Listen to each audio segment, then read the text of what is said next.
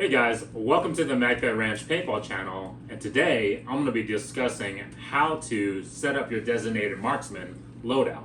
But before I get into it guys, subscribe to the channel, smash that like button, share, and comment. Alright guys, let's get into it. So guys, this is a position that, I'll be honest with you, wasn't capable of doing without first strike rounds. Now I get it, obviously, with normal paintball, you can definitely still kind of play the role.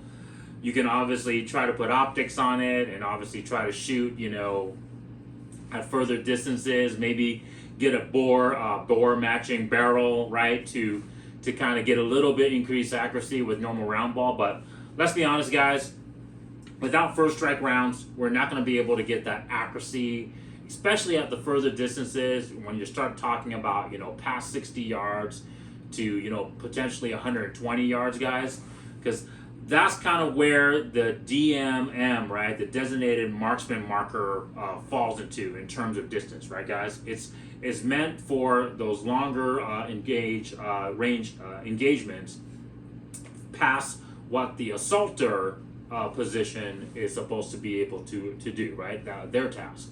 Okay, so let's talk about markers real quick before we go into the loadout, guys. So with the marker, we're obviously talking about a little bit longer barrel. You're not worried about having to, obviously have such a light setup, a compact setup for, obviously CQB engagements, maybe clearing a building, around tight bunkers. Pretty much, having to obviously be able to be moving fast and in very compact spaces. Now you're able to talk, we're talking about, shots at, like I said, for further distances where, the landscape's going to be a little bit more open. You're not having to worry about, obviously, like I said, running around with it too much per se.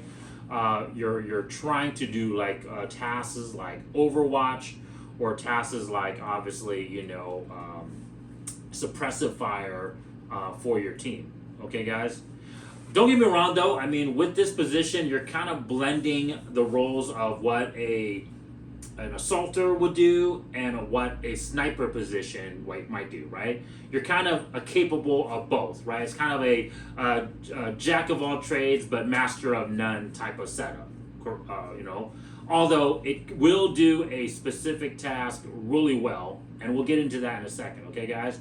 But in terms of the marker builds, you're kind of an in-between. We're talking 16 to 18-inch barrel lengths, right? Maybe as low as, 14, 15.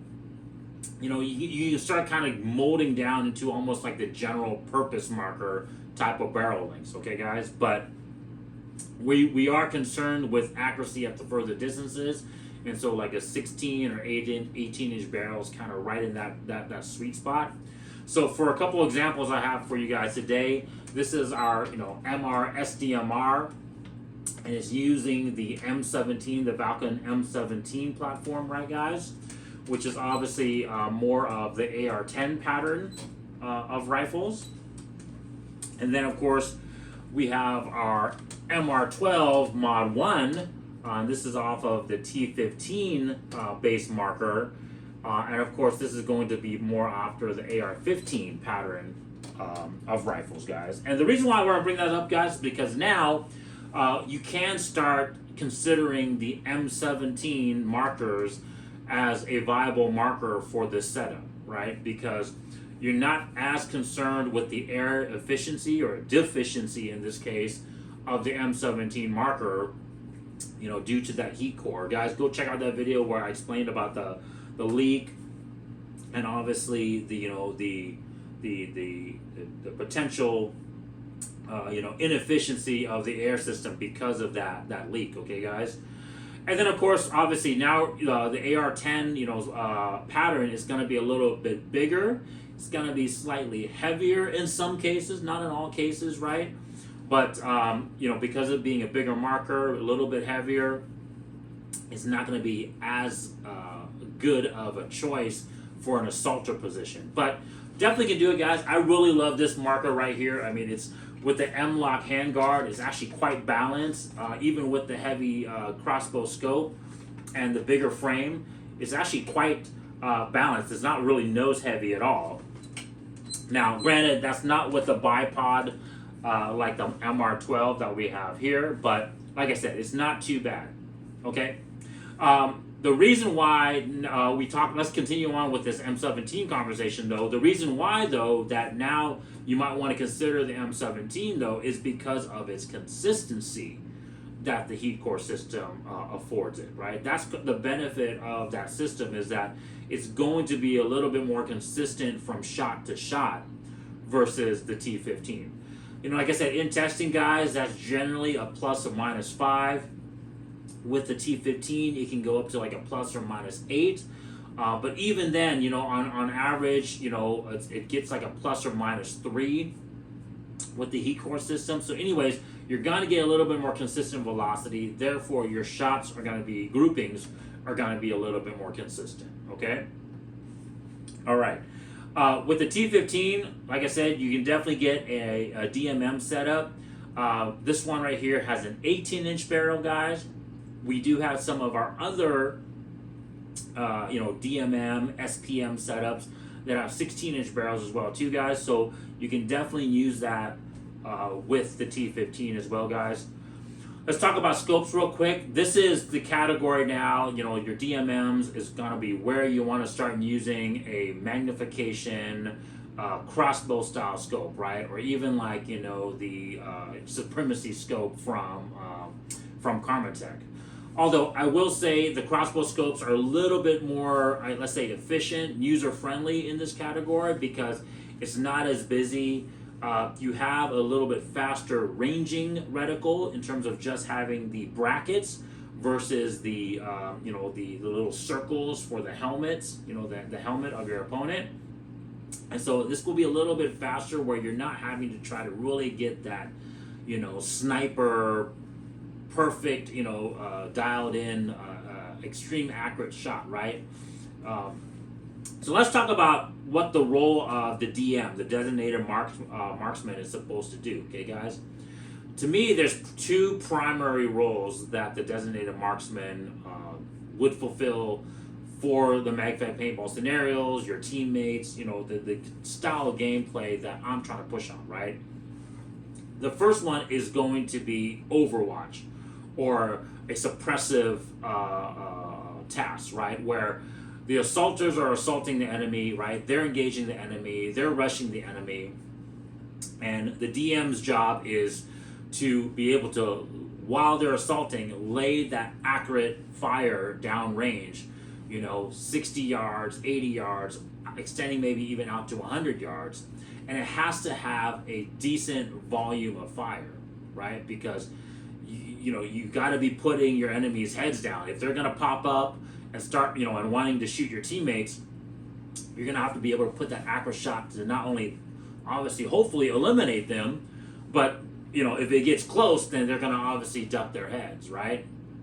So it can't be just random suppressive fire, right? We're not talking like a saw gunner here where you're literally just laying a huge amount of fire out.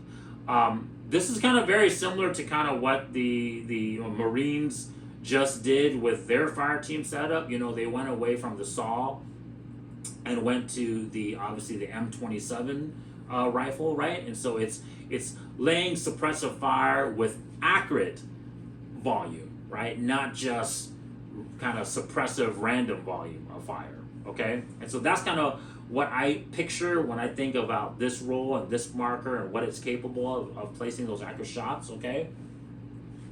The other thing that this you know, this position and this marker is meant to do as well too is to obviously be able to eliminate a lot of threats in a target-rich environment. So let's say, you know, your fire team is engaging another enemy, but we're not assaulting. You know, either we have to hold a position, hold a line, right? Or maybe the enemy is assaulting us. And so now you have a lot of targets, you know, trying to attack you. And so, you know, you need to be able to put a lot of accurate shots on target in a very, like I said, a very target-rich environment, right? So a lot of threats coming at you once. Okay, And so you need to be able to put really good accurate shots at a very high volume array, right? And so I think those are kind of the two kind of scenarios, situations that I think about setting up what the designated marksman position is supposed to be, and then also what their marker is supposed to be. Okay, guys?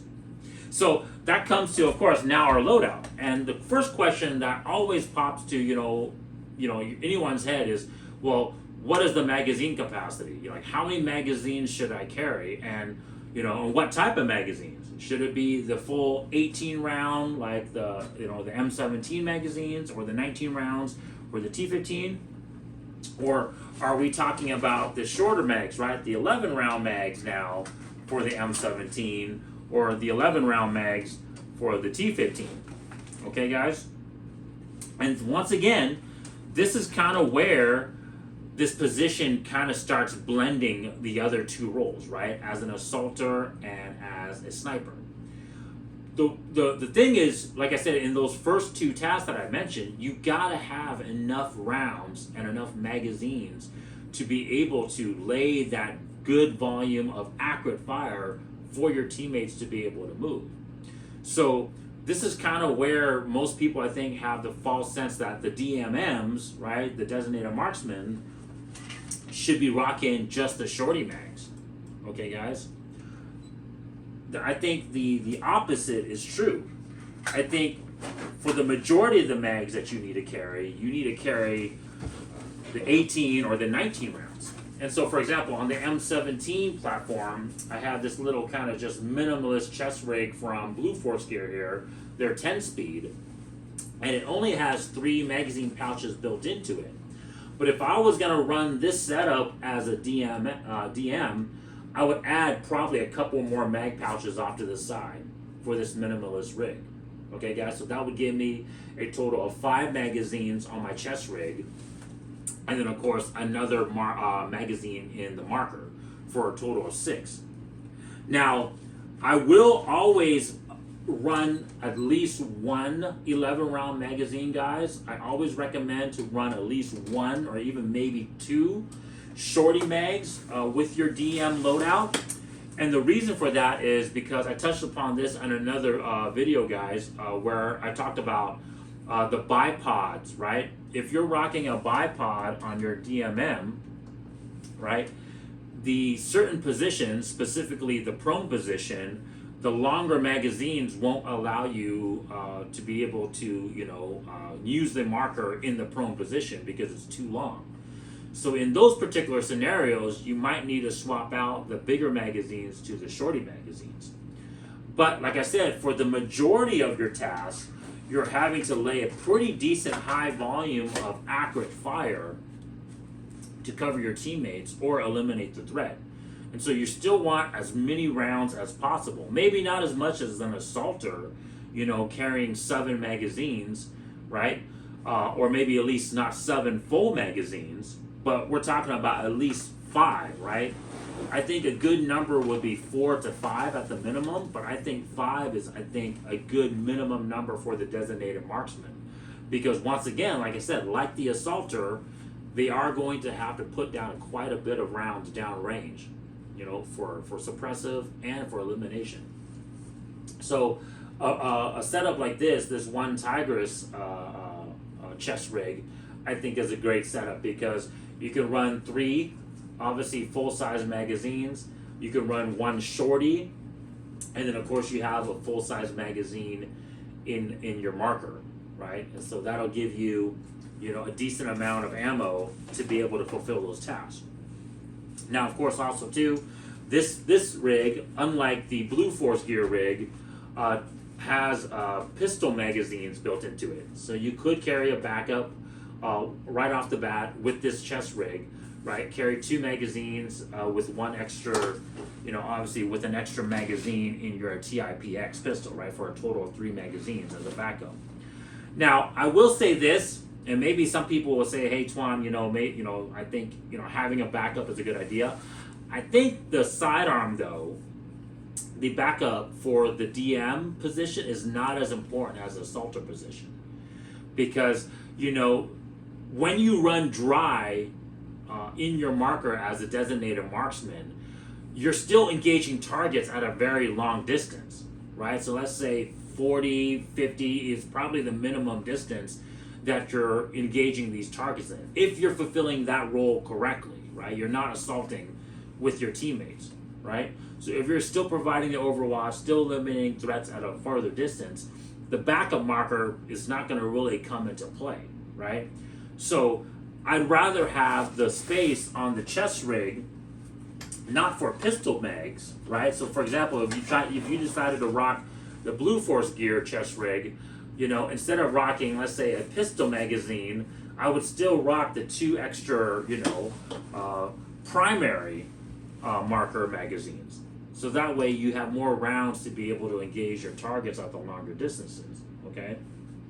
Now, you know, of course, there might come to a situation where you might have to throw a backup, you know, you have to use your backup, but like I said, I think that's going to be more important for the assaulter versus the DM, you know? But hey guys, let me know if, you know, like I said, I've been in situations where I've ran dry on my primary and I've had to switch to my backup. But that's typically in, like I said, in more of an assaulter CQB action where I'm really, you know, obviously having to shoot a lot of rounds, okay? Now, that's going to be the M17 setup, guys. You know, that's going to be the chest rigs for the M17. This chest rig you can use with the T15. So if you imagine, you could rock 4 T15 magazines here as well. I wanted to show you guys a normal chest rig that holds 6 magazines, because I think, once again, like I was saying, I don't think most people's kind of, I guess, misconception is that the DM is not going to shoot that many rounds. But on the contrary, I think it's the opposite. I think you're going to shoot a lot of rounds. Think about it, guys. The Marines, they adopted the M27 to replace the SAW, to be able to, you know, obviously lay accurate suppressive fire right on the enemy. And they actually carry, you know, a loadout that's very similar to what their original SAW loadout was, right? So the M27 DM position, they carry a lot of magazines versus your standard rifleman position, right? Even though they're using the same magazines, they're still using the same type of platform, AR platform, but they're carrying a lot more magazines. So as you guys can see, in the real life scenario, they're actually shooting a lot to lay that suppressor fire down, or obviously, like I said, to eliminate the enemy at, you know, the longer distances, right? It's almost kind of like a special purpose receiver now, right? It's kind of like that furthest engagement you can reach with your AR platform. And in this particular case, guys, it's kind of like the furthest, you know, high volume of rate that you can reach with your, you know, first strike Magfed marker. So in this setup, for example, guys, this is a Condor setup. This was a setup I always usually ran when I was playing, and so it would carry 6 magazines. For the DM setup, like I was giving you guys an example, I would carry 4 full-size magazines and then 2 of the shorties, just in case I needed to get into the prone position, or, you know, obviously have a situation where the magazines need to be shorter. There's Molly here to be able to attach, you know, a holster for your TIPX or any backup marker, a pistol marker.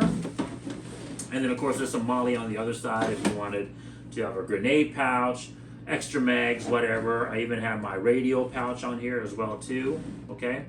It has built-in pistol pegs right here up front, guys, for the TIPX. And then, of course, it has some other pouches as well, too, that you could put, like, other accessories in, okay? Like your squeegee, or, you know, maybe extra CO2 can, 12-gram CO2 cartridges. But anyways, guys, I think this is I think an ideal setup for a DM is actually carrying more magazines. So this is 6 magazines in the chest rig, and then that would allow you to have an extra magazine in the marker for a total of 7 magazines, okay? Now, since you have the shorty magazines, though, it won't have as many rounds as an assaulter position that might be carrying all 19-round magazines, but at least it gives you that flexibility to shoot in the prone position if necessary, okay?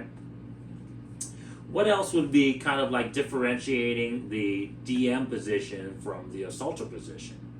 And I think what that is, guys, too, is besides obviously the marker setup for longer ranges, right? I think the other thing is the mindset, right, guys? So, one, we're talking about playing as a team. You're not being that lone wolf sniper that, is kind of laying, it hidden and like kind of taking enemies when they present themselves, and of course, maybe just observing, obviously doing recon. No, you're part of the fire team, so you're still part of the assaulting team. It's just that you're not at the forefront of that team, right? So, like I said, you're gonna get into a position of Overwatch. You're gonna get into a good position where, you can lay fire towards the enemy. The enemy themselves aren't at, especially if they're assaulting type positions as well. They're not going to have the accuracy as well as you will to obviously to shoot back at you, but you will have the better accuracy, right, to engage them. Okay, and then of course, obviously, like, you want to be able to lay enough volume of fire so that way your assault team isn't pinned down. Okay, so that's kind of, to me, the mindset. Okay, and then of course the other task is, like, let's say you are having to kind of defend, right? You have to defend your bunker, or you have to defend your home base, and so there's a lot of enemies, the assaulting team, coming towards you, and so now you're going to have to take a lot of well-placed, accurate shots on a lot of incoming threats to eliminate the enemy. And I think this is kind of where I just wanted to make a note of that, guys, because I've noticed, I've watched a lot of paintball, quote unquote sniper videos, and I'll be honest with you, I think a lot of those videos really fall more into like a DM video, right? They're firing a lot of volume of fire, on a lot of threats, as that threat is coming towards them, right? So usually that player who has the first strike capable marker, whether that's semi or even bolt action, they're tasked by their team to, like, hey, you sit here and you kind of cover our base, so that way if they're coming, you're going to be able to shoot them at a further distance, right? Or hey, you watch for us as we're charging the enemy, and you take out the enemies that are not, aware that we can take them out at this far distance. So just to put it out there, guys, don't get me wrong, there are some guys out there that I've watched that they're actually doing, sniping positions where they're staying hidden and they're taking that shot when no one sees them and kind of just observing. But the majority of the videos that I've seen, they're definitely more like DM type of videos, okay, guys? And so I think that's a very cool role. That's one of my favorite roles to play, is because you're still engaging your targets a lot. It's just that you're not in like a thick and firefight of it in terms of like, having to rush your enemy and really like, literally turning around the corner and there's an enemy there. You're going to have to, eliminate them at such a close distance, right? You're still having to, like I said, shoot a lot of rounds, but it's kind of more like accurate. It's almost kind of like a video game, right? Because you're just trying to eliminate. So it's kind of a cool experience. Okay, guys. So yeah, we just want to make sure that is understood, because I think a lot of people, when they think about playing Magfed paintball, they think about it as kind of just an individual sport. Like, I'm just gonna play my position and play this role, and that's what I'm gonna do. But really, to be effective in Magfed paintball, you have to play like within a team mindset, right? You gotta cover, you gotta freaking shoot and move and do those type of things. Okay, guys? So guys, that's the designated marksman position. That's the setup I would use in terms of like, the count of magazines, the marker setup that you want to use, guys. So guys, if you guys enjoyed that video, subscribe to the channel, smash that like button. Check you guys next time. Peace.